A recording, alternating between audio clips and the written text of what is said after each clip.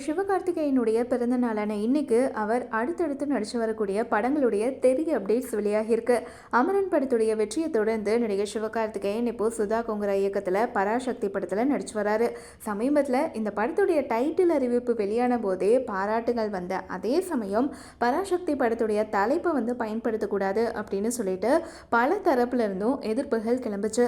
இந்த படத்தில் சிவகார்த்திகேயன் கதாநாயகனா நடிக்க ஜெயம் ரவி, அதர்வா உள்ளிட்ட பலரும் இந்த படத்தில் நடிக்கிறாங்க. சிவகார்த்திகேயனுடைய 40வது பிறந்த நாளை ஒட்டி பராசக்தி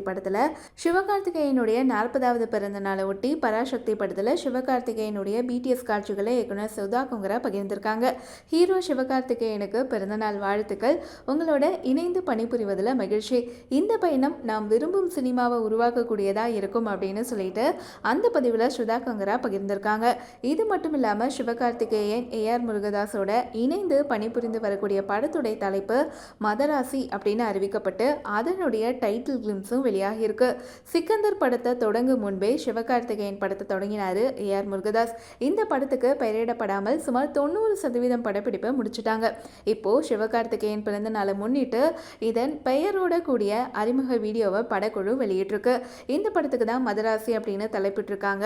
இதுல வித்யூ ஜம்வால், பிஜு மேனன், ருக்மணி வசந்த், விக்ராந்த், ஷபீர் உள்ளிட்ட பலர் சிவகார்த்திகேயன் கூட நடிச்சிட்டு வராங்க. இசையமைப்பாளரா அனிருத், எடிட்டரா ஸ்ரீகர் பிரசாத் இவங்க பணிபுரியுறாங்க. இந்த படத்துடைய இறுதிக்கட்ட படப்பிடிப்பு ரொம்ப சீக்கிரமாவே ஸ்டார்ட் ஆக இருக்கு.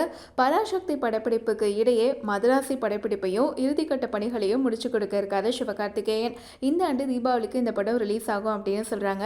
இந்த கிளிம்ஸை பார்த்த பலரும் இது துப்பாக்கி படத்துடைய அடுத்த பாகமா அப்படின்னு கேட்டுட்டு வராங்க.